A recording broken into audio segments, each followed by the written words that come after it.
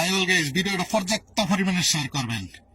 ছাত্র আন্দোলনের নামে এবং মেধাবী ছাত্র ছাত্রীরা দিনের বেলায় মেধাবী ছাত্রীরা ছাত্র আন্দোলনের নেতৃত্ব দিছে, আর রাত্রের বেলার ছাত্র আন্দোলনের যারা ছাত্র আন্দোলনের নায়ক, যারা ডন, তাদের সাথে রাত্রে হোটেলে রাত কাটাইছে। ঠিক আছে, এই হলো তাদের আন্দোলনের ধরন।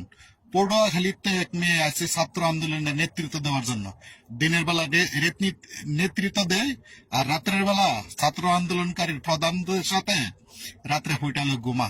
বা কি চমৎকার! চলেন ভিডিওটা দেখি।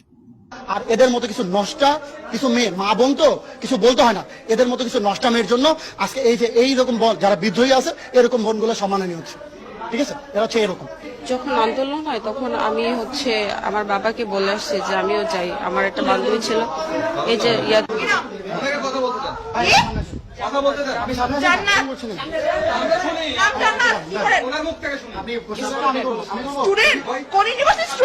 পটুয়াখালী সরকারি কলেজের কোন ডিপার্টমেন্ট?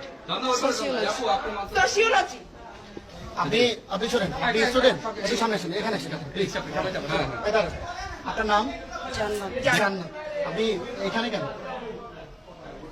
ভাইয়া, ও আমার ফ্রেন্ড হয়, আমি দেশের বাইরে চলে যাবো।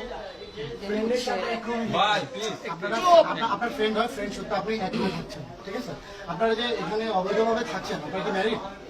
তাহলে অবৈধভাবে কেন থাকছেন? আপনি স্টুডেন্ট পরিচয় দিয়েছিলেন না? কেন স্টুডেন্ট পরিচয় দিয়েছিলেন? আপনি স্টুডেন্ট আনি কোথায়? কেন তো সবাই ভিডিওটা এর লিগে তো কই যে ছাত্র আন্দোলনে তো চাঙ্গা কেন? তাদের দেহের খোরাক মেটানোর জন্য তারার দোকান ঠিকই খুলে রাখছে।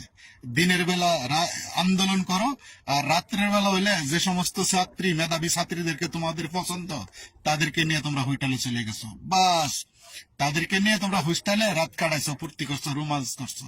বাহ, এই তোমাদের দেশ গড়ার কারিগর তোমরা।